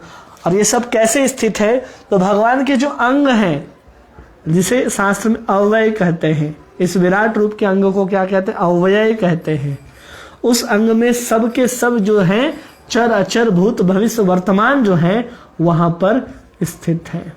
एक ही जगह में भगवान के उस विराट स्वरूप के देह में ही वो पूरा का पूरा भूत भविष्य वर्तमान, क्या हो रहा है, क्या होने वाला है, अभी युद्ध में कौन कौन कहाँ कहाँ खड़े हैं, कौन स्थान में किस कार्य को कौन संपादित कर रहा है, उसके अंदर कौन से मनोभाव चल रहे हैं, उसके भविष्य में क्या होने वाला है, वो भूत में क्या करके आया है, ये सब कुछ एक ही स्थान पर अर्जुन देख सकता है। और ये भी देख सकता है भूत वर्तमान और भविष्य, मतलब जय को भी देख सकता है कि तुम जय होगे या पराजय होगे। दोनों यहाँ पर भगवान अर्जुन को दिखा देने वाले हैं कि देख लो अर्जुन, तुम विजय को प्राप्त होगे या पराजय को प्राप्त होगे, यहीं पर देख सकते हो, मेरे ही इस स्वरूप में देख सकते हो। श्लोक संख्या 8 क्या कहते हैं भगवान अर्जुन से? श्लोक संख्या 8 में भगवान कह रहे हैं अर्जुन से, न तुम मां शक्यसे दृष्टुम अनन्येव स्वचक्षुषः दिव्यं ददामि ते चक्षु पश्यम मे योगमेश्वरम। न तुम मां शक्यसे, तो तुम्हारे पास जो आंखें हैं अर्जुन, उस आंख से द्वारा आंख से तुम नहीं देख सकते। मतलब जो अर्जुन के पास अभी आंख है, उस आंख से अर्जुन क्या कर सकता है? नहीं देख सकता, नहीं देख सकता। तो भगवान क्या कह रहे हैं कि ददामी दिव्यम ददामी ते चक्षु, मैं तुम्हें क्या दूंगा? दिव्य चक्षु दूंगा। इस दिव्य चक्षु के माध्यम से तुम मेरे योग ऐश्वर्य को देख सकोगे अर्जुन। अब यहाँ पर समझना है, अर्जुन नहीं देख सकता किस आंख से? जो इसके पास प्राप्त है। अब इसको समझना है कि अर्जुन कौन है। जब भगवान कह रहे हैं कि अर्जुन तुम नहीं देख सकते, मतलब अर्जुन के पास कोई सामान्य आंखें तो नहीं है। अर्जुन की आंख जो है वो सामान्य आंख है क्या? ये प्रश्न है ना। अर्जुन की आंख सामान्य है? तो आचार्य बताते नहीं, अर्जुन की आंख सामान्य नहीं है, क्योंकि इसी आंख के द्वारा अर्जुन क्या कर रहा है? भगवान का उस माधुर्य में जो स्वरूप है, माधुर्य में जो रूप है, जो स्वयं द्विभुज कृष्ण का है, उस कृष्ण को देख रहा है, उस कृष्ण को अनुभव कर रहा है देख करके, और उस अनुभव के साथ साथ वो आनंदित भी हो रहा है, इसी आंख से देख करके आनंदित हो रहा है। क्यों आनंदित हो रहा है भाई? क्योंकि आंख जो है अर्जुन का वो सामान्य आंख नहीं है।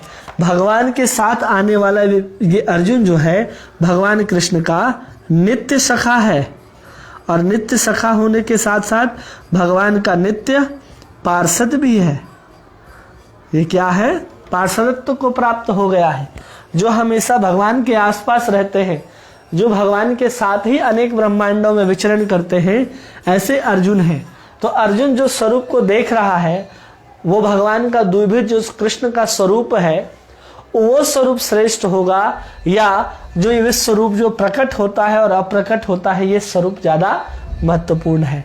तो आचार्य कहते हैं कि जो अर्जुन अभी भगवान कृष्ण के उस 2 हाथ वाले स्वरूप को देख रहा है, ये ज्यादा महत्वपूर्ण है, न कि वो दिव्य चक्षु ज्यादा महत्वपूर्ण है। क्योंकि हमें जब लगता है कि भगवान अर्जुन को दिव्य चक्षु देने की बात कर रहे हैं, तो अर्जुन के पास जो दिव्य चक्षु था उससे वो तो कृष्ण को देख ही नहीं रहा था, वो तो उनको सामान्य मनुष्य ही समझ रहा था।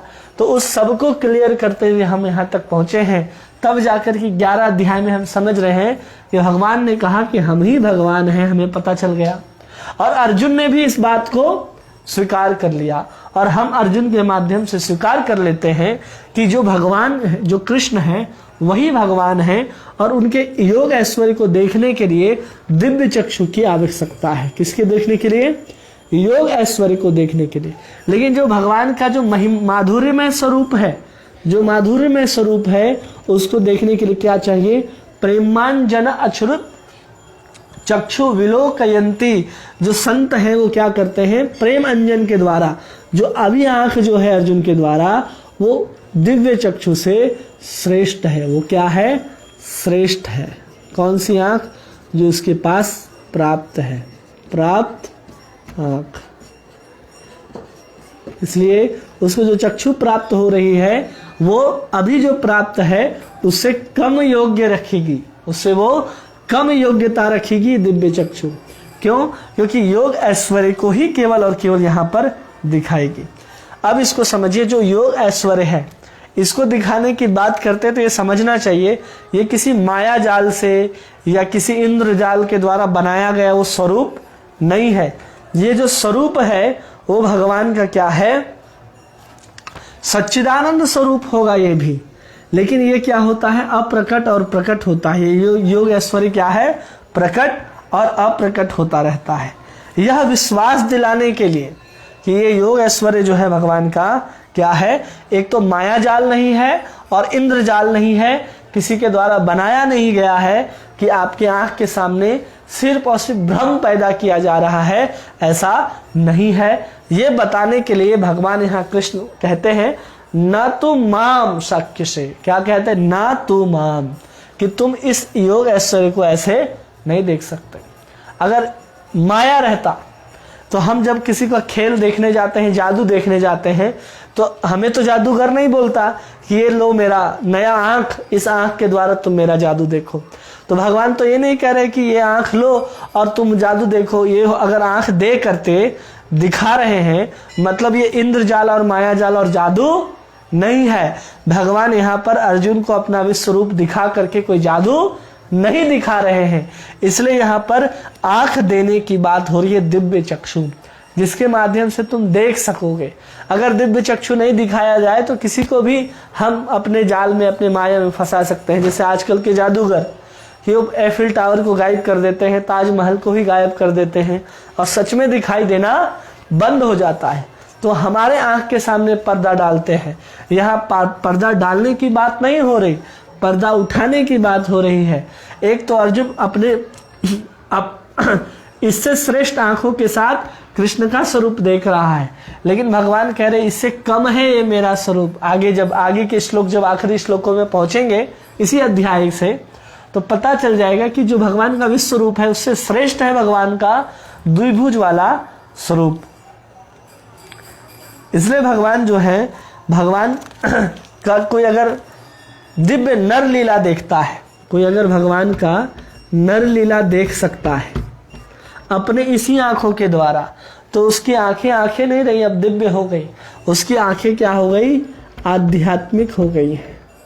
लेकिन यहाँ आध्यात्मिक आंख को हटा करके अर्जुन को बात की जा रही है कि तो तुम दिव्य चक्षु ले लो और इसके माध्यम से भगवान कृष्ण का उस दिव्य स्वरूप को देखो। और आचार्य बताते हैं जैसे बार बार अगर कोई चीनी खाता हो तो चीनी खा खा करके उसका जो स्वाद है उसका हमारी जीभ क्या हो जाती है? अभ्यस्त हो जाती है। तो उस व्यक्ति को फिर पुनः गुड़ खाने के लिए दिया जाए तो जीभ उसका जो है बोलता रे स्वाद नहीं आया। तो अर्जुन जो है वो चीनी खा रहा है। क्या खा रहा है अर्जुन? चीनी खा रहा है। मतलब भगवान कृष्ण का वो दो हाथ वाला स्वरूप को देख रहा है, दो हाथ के स्वरूप को देख रहा है। और अब जो भगवान कह रहे हैं कि तुम दिव्य चक्षु ले लो, तो भगवान अर्जुन को गुड़ खिलाने की बात कर रहे हैं जिसमें वो विश्व रूप का दर्शन करेगा। तो इस दोनों में जो श्रेष्ठ है वो ये वाला श्रेष्ठ है, भगवान का दूसरा रूप। यहाँ भगवान अर्जुन के पास जो सामान्य आँख है जो वो ले करके आया है, सामान्य चक्षु, उसके द्वारा ही वो देख रहा है। और ये वाला विश्व रूप देखने के लिए उसको क्या लेना है? दिव्य चक्षु लेना पड़ेगा, जिसके माध्यम से विश्व रूप का दर्शन करेगा, जिसमें पूरी की पूरी विभूतियों को, अनंत देवता, अनंत ब्रह्मांड, अनंत सूर्य, सब कुछ भगवान एक ही स्थान में एक ही शरीर पर दिखाएंगे। उसको विश्व रूप कहा जाता है। उस विश्व रूप को यहाँ पर भगवान दिखाने की बात कर रहे हैं। बलदेव विद्याभूषण हमको समझाते हैं कि जैसे विश्व रूप जो है वो भगवान का क्या है? देवाकार स्वरूप है। क्या स्वरूप है? देवाकार स्वरूप है। देवाकार स्वरूप है। अब इस देवाकार स्वरूप को देखने के लिए हमको दिव्य चक्षु चाहिए, दिव्य चक्षु चाहिए होगा। लेकिन जो भगवान का जो सच्चिदानंद स्वरूप है, सत्य चित्त और आनंद का जो शरीर है, जिसको लेकर के भगवान प्रकट हुए हैं, जिसके साथ जो भगवान का देह तथा आत्मा में कोई अंतर नहीं होता, भगवान के मन तथा शरीर में कोई अंतर नहीं होता, वो शरीर है भगवान का सच्चिदानंद। इस सच्चिदानंद स्वरूप को कौन देख रहा है? अर्जुन देख रहा है। वहां उपस्थित सभी देख रहे हैं, लेकिन कोई समझ नहीं पा रहा कि स्वयं सच्चिदानंद स्वरूप कृष्ण जो है यही अनंत कोटि ब्रह्मांड नायक भगवान है। सभी सामान्य मनुष्य को के रूप में देख रहे हैं, लेकिन अर्जुन भगवान को सखा के रूप में भी जानता है और भगवान के रूप में भी सच्चिदानंद को जानता है। तो अर्जुन को देखने की आवश्यकता नहीं है देवाकार, लेकिन दिखाना चाहते हैं अर्जुन, दूसरों के लिए देखना चाहता है, वो रूप प्रकट कराना चाहता है। तो अर्जुन भगवान से कहता है कि हमें दिखाइए, और भगवान कृष्ण अर्जुन को दिव्य चक्षु देते हैं, जिसके माध्यम से देवाकार स्वरूप देख सकता है। अब यहाँ पर दिव्य चक्षु दिया जा रहा है उसको, न कि दिव्य मन दिया जा रहा है। क्या दिया जा रहा है? केवल दिव्य चक्षु, दिव्य मन नहीं दे रहे भगवान। क्यों? क्योंकि भगवान के विश्व रूप में अर्जुन की कोई भी रुचि नहीं है। अगर रुचि होती तो मन भी देना पड़ता, लेकिन यहाँ पर सिर्फ और सिर्फ अर्जुन की क्या है? देखने की कामना है, वो भी दूसरों के लिए देखना चाहता है। अर्जुन ने पहले ही कह दिया कि मैं स्वयं के लिए नहीं, मैं हम जैसे असाधारण मनुष्यों के लिए अर्जुन उस स्वरूप को देखने और दिखाने की बात कर रहा है। तो हमें समझ में आ गया, जो विश्व रूप देखना चाहता है उसमें अर्जुन के पास जो आंख है वो अति श्रेष्ठ है, अति श्रेष्ठ है। इससे कम, इससे निचले स्तर की आंख है वो दिव्य चक्षु, जिसके माध्यम से वो क्या देखेगा? वो विश्व रूप को देखेगा, विश्व रूप को देखेगा, जो कैसा है? देवाकार है। ऐसा हमको विश्वनाथ बलदेव विद्याभूषण जी हमको समझाते हैं, और ये समझाते हुए कहते हैं कि उसको दिव्य आंख दिए जा रहे हैं, न कि दिव्य मन दिया जा रहा है। दिव्य मन इसलिए नहीं दिया जा रहा है क्योंकि मन अगर किसको दिया जाता है? जिसको उसमें रुचि हो। यहाँ पर अर्जुन को कोई रुचि नहीं है। अब इसको विश्वनाथ चक्रवर्ती ठाकुर समझाते हैं कि वो दिव्य चक्षु क्या है। जब हम माता यशोदा, जब प्रकरण 10वें स्कंद में पढ़ते हैं, तो जब माता यशोदा कन्हैया को लेकर के अपने गोद में बिठा करके दूध पिला रही होती है, तो उस समय जब भगवान कृष्ण जमाई लेते हैं तो उस समय माता यशोदा को भी भगवान के मुख में ही विश्व रूप का दर्शन हो जाता है। इस विश्व रूप को जिसको अर्जुन को दिखाने की बात कर रहे हैं उसको तो विश्व रूप दर्शन ऐसे ही हो जाता है। अब माता यशोदा को तो दिव्य आंख लेने की जरूरत नहीं पड़ी, लेकिन अर्जुन को यहाँ पर दिव्य आंख लेने की जरूरत पड़ रही है। क्यों पड़ रही है? तो इसके उत्तर में सनातन गोस्वामी हमको बताते हैं। जब आप उनकी टीका को पढ़ेंगे तो उस प्रकरण में सनातन गोस्वामी हमें समझाते हैं कि जब कभी भगवान के जो अति माधुर्य में लीला चल रही होती है, उस माधुर्य में लीला में कोई विस्मय प्रकट करना हो, तो विस्मयात्मक चीज प्रकट करना हो, अरे कितना आश्चर्य की बात है, तो जैसे ही माता ने भगवान कृष्ण का मुख खुला, उस विश्व रूप का दर्शन देखा, तो अत्यंत आश्चर्यचकित हो जाती हैं।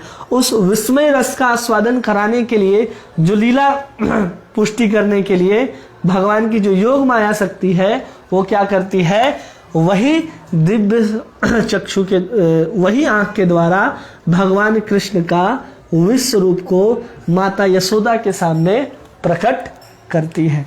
और ऐसे ही हुआ था ना, जब ब्रह्मांड घाट में भगवान ने मिट्टी खाई थी और तब भगवान माता यशोदा ने कहा था मुख खोलो, उस समय भी भगवान ने दिखाया था।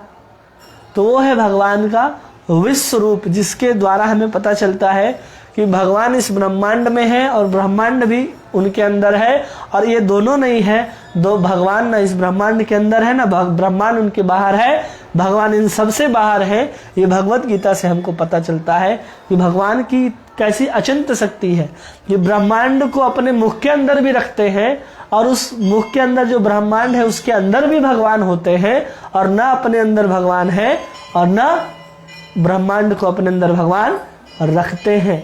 ये सब उल्टी पुल्टी बातें जो हैं वो एक साथ इस उपस्थित होती है केवल और केवल भगवान की अचिंत्य शक्ति के कारण। इस शक्ति को दिखाने के लिए यहाँ पर अर्जुन को उस दिव्य चक्षु देने की बात हो रही है। और यही बात जब चैतन्य महाप्रभु, जो हमारे राधा रानी और भगवान कृष्ण के वो मिलित स्वरूप है, कौन है? चैतन्य महाप्रभु।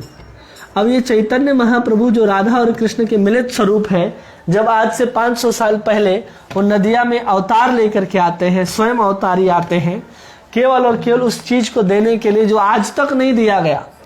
चैतन्य महाप्रभु युग अवतार तो है, कह सकते हैं कि भगवान क्या है? युग अवतार है। लेकिन युग अवतार क्या करता है? केवल और केवल हरिनाम देता है।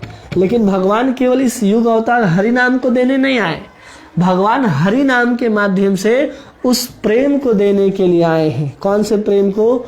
जो गोलोक वृंदावन में होता है, जो वृंदावन के अंदर का जो प्रेम है, उस प्रेम को देने के लिए चैतन्य महाप्रभु आए हैं।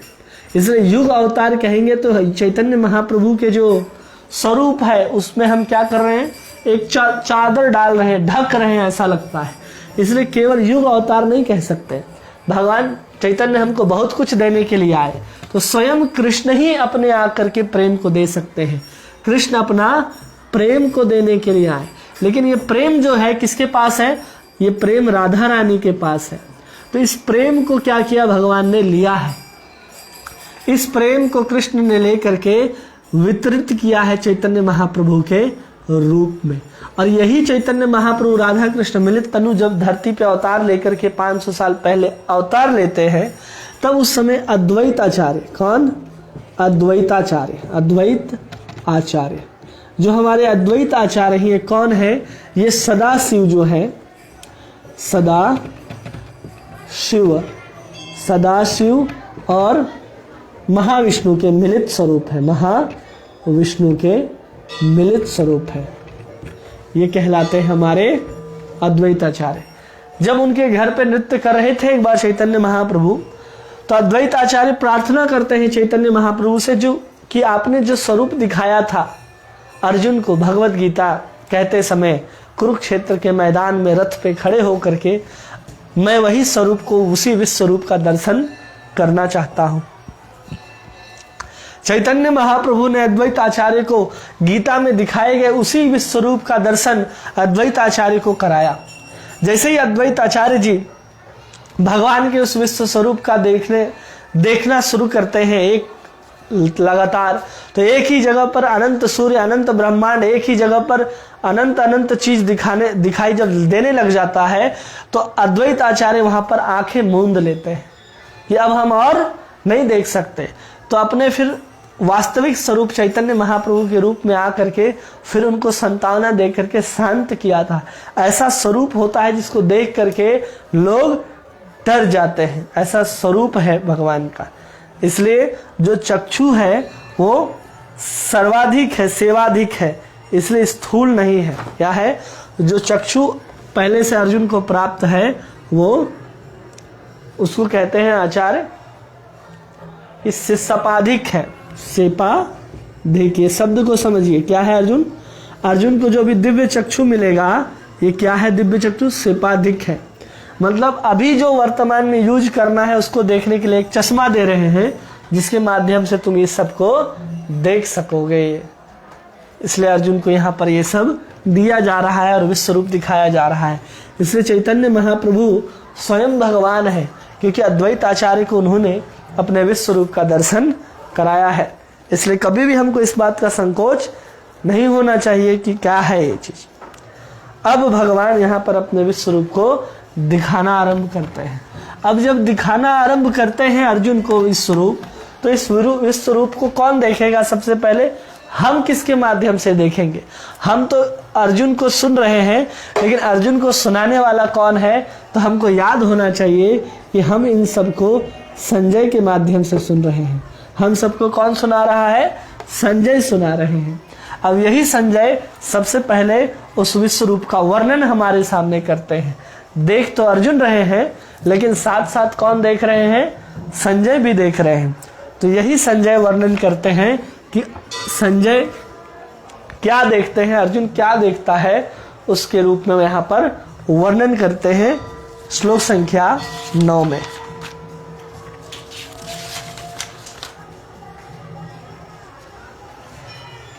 संजय उवाच एव मुक्त्या ततो राजन् महायोगेश्वरो हरि दर्शयामास पार्थाय परमं रूपम ऐश्वरम।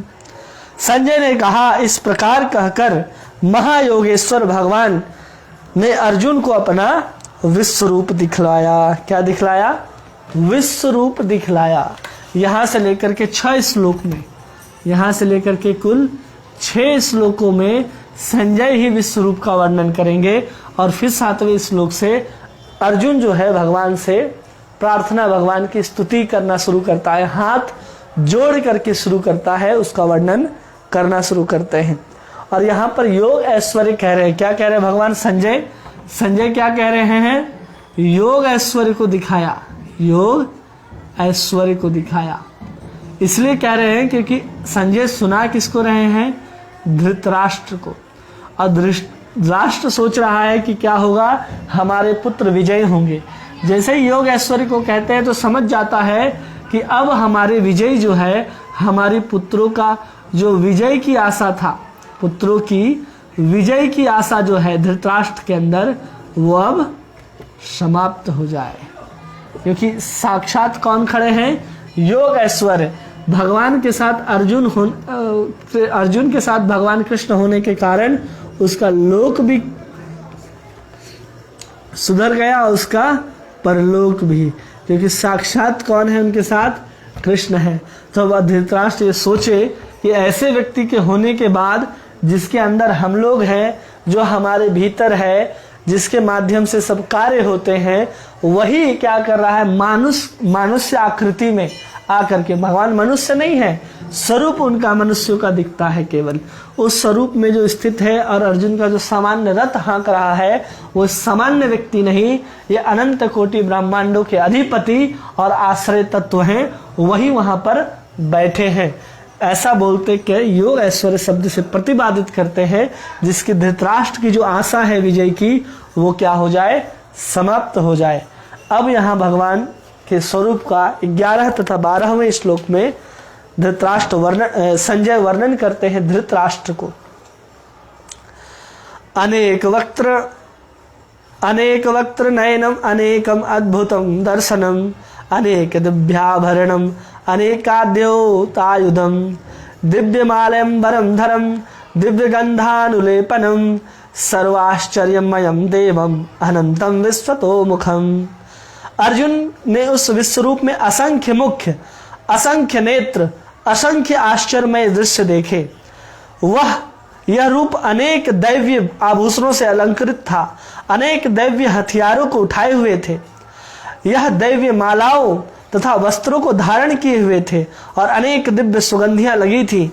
सब कुछ आश्चर्यमय, तेजोमय, असीम तथा सर्वत्र व्याप्त था। क्या देखा यहां पर? अनेक आभूषणों को देखा। सबसे पहले स्वरूप का वर्णन हो रहा है कि अनेक,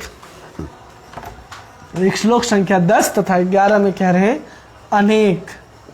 अब अनेक को बार बार कह रहे हैं कि अनेक वक्तव्यम अनेक अद्भुतम दर्शनम। अनेक इसलिए कह रहे हैं क्योंकि ये शब्द बार बार आया जिसकी कोई सीमा ना हो। अनेक इतने बार कहा गया, अनेक क्या कहा गया? बार बार, मतलब जिसका पता चल रहा है जिसकी सीमा ना हो। इतने क्या देखे उसने? इतने उसने देखे मुख, इतने उसने देखे आंख, इतने उसने देखे दृश्य, ऐसे ऐसे दृश्य दिखे उसमें। और सब के सब क्या थे? दैवी आभूषणों से अलंकृत थे। आभूषण कैसे थे? दैवीय थे। उन्होंने आयुध, हथियार धारण कर रखे थे। वो हथियार भी कैसे हैं? वो भी दैवीय हैं। उसने जो सुगंध लगा करके रखी थी, वो सुगंध भी अत्यंत दिव्य था। ये सब कुछ वहां पर अर्जुन को दिख रहा है। यहां तक कि दैवीय मालाओं को धारण कर रखा था उन सब ने, जो अर्जुन को वहां भगवान कृष्ण के स्वरूप में जो दिखाई दे रहा है। तो ये सब क्या है? वहां पर दिव्य है। और ये सब क्या है? सर्वत्र व्याप्त है। एक जगह नहीं दिख रहा वो सब कहाँ दिख रहा? सर्वत्र व्याप्त है। केवल और केवल एक ही जगह नहीं, सर्वत्र अर्जुन को अभी वही दिख रहा है जिसका वर्णन यहाँ पर संजय हमारे द्वारा हमको करते हैं। और फिर 12वें श्लोक में कहते हैं, दिव्य सूर्य सहस्रस्य भवेदुपदुत्थिता यदहि भी सदृशम स्याद भास्यतस्य महात्मनः। यदि आकाश में हजारों सूर्य एक साथ उदय हो जाएं तो उनका प्रकाश शायद ही परम पुरुष के इस विश्व रूप के तेज की समता कर पाए। और ऐसा तेज था, ऐसा दिव्य सुगंध व्याप्त था, सर्वत्र व्याप्त था, जिसकी तुलना, जिस तेज की तुलना, जिस प्रकाश की तुलना कह रहे हैं कि अगर हजारों सूर्य आकाश में आ जाए तो भी जो भगवान, जो परम पुरुष हैं, परम पुरुष कौन है? परम पुरुष केवल और केवल भगवान कृष्ण है। उस परम पुरुष का जो दिव्य स्वरूप है, परम पुरुष का विश्व रूप, उसके प्रकाश की तुलना उस प्रकाश के बराबर नहीं कर सकता। अब इसको प्रकाश और आकाश और ये सूर्य की तुलना जो प्रकृति के अंतर्गत आते हैं, इसकी तुलना विश्व रूप से क्यों कर रहे हैं? तो यहाँ पर समझना चाहिए कि एक ऐसे अंधे व्यक्ति को ये बात को समझानी है संजय को, तो किस माध्यम से क्या ऐसा उससे रिलेवेंट समझाएं कि उस अंधे को समझ में आ जाए कि भगवान ने अपने दिव्य ऐश्वर्य को दिखाया तो कितना तेजोमय था। वही बता रहे हैं कि हजारों सूर्य अगर आकाश में आ जाए और सबकी मिलाकर के जितना प्रकाश उत्सर्जित करते हैं, वो विश्व रूप की तुलना में कुछ भी नहीं है, जो विश्व रूप के अंदर से प्रकाश निकल रहा है। क्योंकि यहाँ पर जो संजय देख रहे हैं, संजय को दिव्य चक्षु तो मिला नहीं, लेकिन संजय फिर भी इस विश्व रूप को कैसे देख करके वर्णन कर रहे हैं? तो केवल और केवल अपने गुरु वेद व्यास जी की कृपा से, गुरु की कृपा से ही ये विश्व रूप को देख पा रहे हैं और उसका वर्णन धृतराष्ट्र को कर रहे हैं। और केवल और केवल सूर्य आकाश की यहाँ पर परिकल्पना इसलिए करते हैं क्योंकि हमको एक अंधे व्यक्ति को समझाना है धृतराष्ट्र, इसलिए यहाँ पर उस प्रकाश के साथ तुलना करते हैं, क्योंकि कभी भी धृतराष्ट्र ने उस प्रकाश को देखा ही नहीं। अब उस अंधे व्यक्ति को कैसे समझाएं? उसको पता है कि पूरा का पूरा विश्व रोशनी होता है तो केवल सूर्य के प्रकाश से होता है, उसने सुन रखा है। और उससे इतना रोशनी होता है कि दिया, लैंप, लालटेन जलाने की जरूरत नहीं पड़ती। इसलिए धृतराष्ट्र को समझाया जा रहा है कि हजारों सूर्य जैसे उत्पन्न हो जाए एक साथ, तब भी जाकर के विश्व रूप की तेज के सामने तुलना नहीं की जा सकती है। आगे 13वें श्लोक में विश्व रूप का वर्णन करते हुए कहते हैं, तत्रैकस्थं जगत कृष्णम प्रविभक्त मने कथा अपश्य देवदेवस्य शरीरे पांडवस्तदा। उस समय अर्जुन भगवान के विश्व रूप में एक ही स्थान पर स्थित हजारों भागों में विभक्त अनंत ब्रह्मांड तथा अंशों को देख रहा था। क्या देख रहा था अर्जुन? तो हमें धृतराष्ट्र समझा रहे हैं श्लोक संख्या 13 में 11.13 कि अर्जुन वहां पर क्या देख रहा है। तो एक ही समय, उस समय अर्जुन कहते हैं ना, उस समय अर्जुन देख रहा है। कौन हमें बता रहा है ये बात? अब संजय बता रहे हैं कि एक स्थान पर अनंत ब्रह्मांड को देख रहा है, अनेक ब्रह्मांड को देख रहा है और अंश को देख रहा है अर्जुन एक ही स्थान पर। कैसे देख रहा है? योग ऐश्वर्य के माध्यम से और जो दिव्य चक्षु भगवान को प्राप्त हुई है उसके माध्यम से यहाँ पर देख रहा है। अर्जुन देख रहा है। स्पष्ट पता चल रहा है कि जब संजय कह रहे हैं तो केवल और केवल अर्जुन ही देख सका।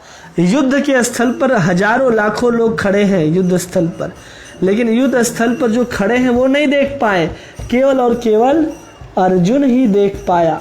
न धृतराष्ट्र, न द्रोणाचार्य, न कृपाचार्य, न दुर्योधन, न भीष्म पितामह, ये कोई नहीं देख पाए भगवान के इस विश्व रूप को, केवल और केवल अर्जुन ही। यहाँ तक कि किसी को पता भी नहीं चल रहा था कि भगवान अभी अर्जुन को विश्व रूप दिखला रहे हैं। कोई देख रहा था तो पता चल रहा था कि भगवान कृष्ण और अर्जुन तो बात ही कर रहे हैं। ये पता ही नहीं चल रहा था कि भगवान अर्जुन को अभी विश्व रूप का दर्शन करा रहे हैं। इसलिए यहाँ पर क्या देखा? कृष्ण के शरीर में ही क्या देख रहा है? एक स्थान पर। कहाँ देखा? कृष्ण के शरीर में। क्या देख रहा है? अनंत ब्रह्मांड को देख रहा है, अनंत ब्रह्मांड को देख रहा है। अब एक ही जगह में क्या देख लिया? वो अनंत ब्रह्मांड को देख लिया। अभी कैसे ब्रह्मांड है सब? तो कुछ मिट्टी के बने हुए हैं, कुछ मिट्टी के हैं, कुछ सोने के बने हैं, कुछ मणियों के बने हैं। ऐसे ऐसे ब्रह्मांडों को अर्जुन ने वहां पर देखा। और कैसा देख रहा है कि कोई 50 लाख योजन का है, उसकी जो डायमीटर है, उसकी जो लंबाई चौड़ाई है, कोई 50 लाख मीटर का है, कोई 100 लाख मीटर का है, कोई करोड़ योजन का है। इतना लंबा चौड़ा करोड़ योजन, इतना लंबा चौड़ा एक ही बार में अर्जुन देख रहा है, एक ही स्थान पर देख रहा है। हम यहाँ से कहाँ तक देख सकते हैं? अगर बहुत विस्तार, अगर कोई बिल्डिंग भी अगर हम देखने जाते हैं तो हमें सर को ऐसे ऊंचा करके देखते हैं। जब ऊपर करके सर को देखते हैं तो उसके कुछ नीचे के 4-5 फ्लोर हमको दिखाई नहीं देते, ऊपर के ही सिर्फ दिखाई देते हैं। तो हम 40-50 फ्लोर के बिल्डिंग को एक आंख से एक ही बार नहीं देख सकते, लेकिन अर्जुन को देखिए दिव्य चक्षु से, वो 50 लाख योजन इतना लंबा चौड़ा ब्रह्मांड के अंडों को देख रहा है भगवान के शरीर में, वो भी एक ही स्थान पर। एक ही स्थान पर इतने बड़े बड़े ब्रह्मांडों को देखना, ये कितना आश्चर्यमय बात है जिसको यहाँ पर देख रहा है। श्लोक संख्या 14। ततः स विस्मयाविष्टो अष्टरोमो धनंजय प्रणम्य शिरसा देवम कृतांजलि भासतः। तब मोहग्रस्त एवं आश्चर्यचकित रोमांचित हुए अर्जुन ने प्रणाम करने के लिए मस्तक झुकाया और हाथ जोड़ करके भगवान से प्रार्थना करने लगा। क्या करने लगा? वो हाथ जोड़ करके प्रार्थना करने लगा है अर्जुन। क्यों करने लगा इसको हम लोग समझते हैं थोड़ा सा आज के लिए। 11.14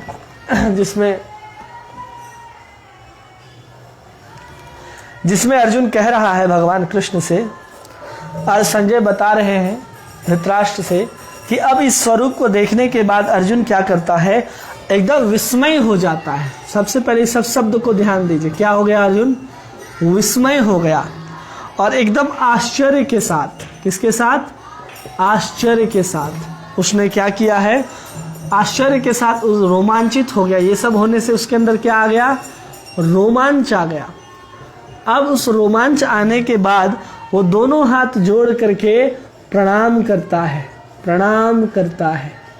करते हुए वो क्या कर रहा है, प्रणाम करते हुए हाथ जोड़ करके प्रार्थना करने लगा। हाथ जोड़ हो गया, तो प्रार्थना करता है। अब ये समझ जाइए इसको कि क्या हो रहा है, कि यहाँ पर सबसे पहले अर्जुन इस स्वरूप को एक ही जगह में अनंत कोटि ब्रह्मांड को देखता है, उसी समय सब कुछ को देख रहा है अर्जुन। उसको देख करके अर्जुन एकदम विस्मय हो जाता है, आश्चर्य उसके अंदर आ जाता है, और विस्मय आश्चर्य के कारण उसके अंदर रोमांच उत्पन्न हो जाता है, जिसके कारण अर्जुन क्या करता है, हाथ जोड़ करके भगवान से प्रार्थना करना आरंभ कर देता है। अब यहाँ पर आचार्य बताते हैं कि वो किस रस का आस्वादन कर रहा है, तो ये अद्भुत रस का आस्वादन कर रहा है। जब हम पढ़े होंगे भक्ति रसामृत सिंधु तो हम 12 रस का बताए होंगे, 12 में फिर 9 रस और 9 में फिर 5 रस, ये सब का वर्णन हमने किया। जिसमें 9 रस होते हैं, उसमें एक रस होता है अद्भुत रस। वो अद्भुत रस कब बनता है, जब स्थायी रस के ऊपर जब हम अपने अनुरूप कोई विभाव जब प्रकटित होता है तो सब मिलकर के अद्भुत रस बनाते हैं। ये बात आपको समझ में आएगी जब आप भक्ति रसामृत सिंधु की कक्षा को करेंगे। करना चाहते हैं तो हमने दिया है इसी YouTube चैनल में, बलभद्र दास में वो अपलोडेड है, आप उसको देख सकते हैं। जिसमें बताते हैं कि आत्मोचित मतलब जो हमको पसंद हो वैसे विभाव जब हमारे ऊपर प्रकट होते हैं विस्मय रति के, तो हृदय क्या हो जाता है, उसका आस्वादन करने लगता है, उस विस्मय प्राप्त हो जाता है, तो उसको अद्भुत रस कहते हैं। मतलब स्थायी रस होता है, 5 स्थायी रस होते हैं, दास्य, वात्सल्य, माधुर्य और साख्य। तो स्थायी रस के अंदर क्या आ जाएगा, विभाव प्रकट होंगे। स्थायी रस के ऊपर विभाव, तो क्या रस आएगा, विस्मय रस आएगा। इसी विस्मय को क्या कहते हैं, अद्भुत रस कहते हैं, अद्भुत रस कहते हैं। अब वही हो रहा है यहाँ अर्जुन के साथ। क्यों, क्योंकि यहाँ पर जो विस्मय जो है हो रहा है अर्जुन का, वो कैसे हो रहा है, तो यहाँ पर जो कृष्ण है वो क्या है, आलम्बन है, आलम्बन है। वो कैसे आलम्बन है, यहाँ पर विषय आलम्बन है। और यहाँ पर अर्जुन जो है वो क्या है, ये भी आलम्बन है। ये आलम्बन कैसा है, आश्रय आलम्बन, आश्रय आलम्बन है। मतलब हम किसको प्रेम करते हैं वो विषय होता है, और जो प्रेम को ग्रहण करता है वो आश्रय होता है। तो अभी यहाँ अर्जुन जिस रस का आस्वादन कर रहा है, वो रस कहाँ से आ रहा है, वो रस कृष्ण से आ रहा है, उस कृष्ण के उस स्वरूप से आ रहा है, कृष्ण के स्वरूप से। वो स्वरूप कैसा है, विश्वरूप का स्वरूप है। तो यहाँ पर कृष्ण जो हो गए विषय हो गए, और ये विषय आलम्बन बन गए। क्या बन गए, विषय आलम्बन। और इस स्वरूप का आस्वादन कौन कर रहा है, आस्वादन अर्जुन कर रहा है। अब अर्जुन कर रहा है तो ये हो गए, अर्जुन हो गए आश्रय आलम्बन, आश्रय आलम्बन हो गए। तो यहाँ पर कौन सा स्वरूप देखा, विश्व स्वरूप देखने के कारण अर्जुन एकदम आश्चर्यचकित हो जाता है, अरे इतना विशेष स्वरूप। और जब इस स्वरूप को बार बार देखता है, अरे अनंत कोटि ब्रह्मांड सर्वत्र एकदम दिव्य मालाएं पहने हुए हैं, दिव्य अलंकृत को धारण किए हुए हैं, दिव्य हथियारों को धारण किए हुए हैं, तो अर्जुन इस चीज को क्या करता है, बार बार देखता है। अर्जुन बार बार उस स्वरूप को देखता है। जब बार बार अर्जुन इस स्वरूप को देखता है तो उस स्वरूप को कहते हैं उद्दीपन। जिसके माध्यम से उद्दीपन उसको कहते हैं, जब किसी चीज को देख करके कृष्ण की याद आए तो अर्जुन क्या क्या देख रहा है, बार बार उस स्वरूप को देख रहा है जिसमें कृष्ण ही उस स्वरूप में विराजमान है। तो उसके अंदर क्या उत्पन्न हो रहा है, उद्दीपन उत्पन्न हो रहा है। और ये सब उत्पन्न होने के कारण उसके जो विभाव उत्पन्न हो रहे हैं, विभाव जो उत्पन्न हो रहे हैं, उसके कारण अर्जुन यहाँ पर क्या कर रहा है, प्रणाम कर रहा है। और प्रणाम कर रहा है किसके कारण, विभाव के कारण। और उसके अंदर जो सात्विक भाव आ रहे हैं, वो सात्विक भाव ही उसके अंदर रोमांच को पैदा कर रहा है। उसके रोए क्या हो जा रहे हैं, यहाँ पर खड़े हो जा रहे हैं। और ये सब मिल करके अर्जुन क्या कर रहा है, इस अद्भुत रस का आस्वादन कृष्ण के तरफ से कर रहा है। अर्जुन यहाँ क्या कर रहा है, उस रस का आस्वादन कर रहा है। उस स्वरूप को देख करके, ऐश्वर्यमय स्वरूप को देख करके अर्जुन अद्भुत रस का आस्वादन कर रहा है, क्योंकि देख करके अर्जुन विस्मय हो गया। इसलिए ये सब किस में आ गए, बार बार देखना, आश्चर्य करना रस है, रोमांच सात्विक भाव है, प्रणाम करना उसका विभाव है, प्रार्थना करना क्या है, उसका विभाव है। और अर्जुन आलम्बन आश्रय के और कृष्ण आलम्बन विषय के बनते हैं, जिससे अर्जुन इस चीज का आस्वादन करता है। जो हमने विषय, आलम्बन, उद्दीपन, सात्विक भाव और विभाव की बात की, ये सब मिलकर के रस बनाते हैं। क्या बनाते हैं, रस बनाते हैं। स्थायी भाव होना चाहिए, विभाव होना चाहिए, अनुभाव होना चाहिए, संचारी भाव होना चाहिए। ये 5 प्रकार के जो भाव मिलते तब रस बनते हैं। ये हम भक्ति रसामृत सिंधु में पढ़ा चुके हैं, जिनको भी पढ़ना हो तो उसमें पढ़ सकते हैं। तो यही यहाँ पर अर्जुन के साथ होता है और अद्भुत रस का आस्वादन अर्जुन यहाँ पर कृष्ण के इस दिव्य स्वरूप को देख करके करता है। तो आज के लिए बस इतना ही। अब आगे देखेंगे कि अर्जुन क्या प्रार्थना करता है भगवान श्री कृष्ण से। आप सभी का बहुत बहुत धन्यवाद। हरे कृष्णा। उसमें स्याही डालो।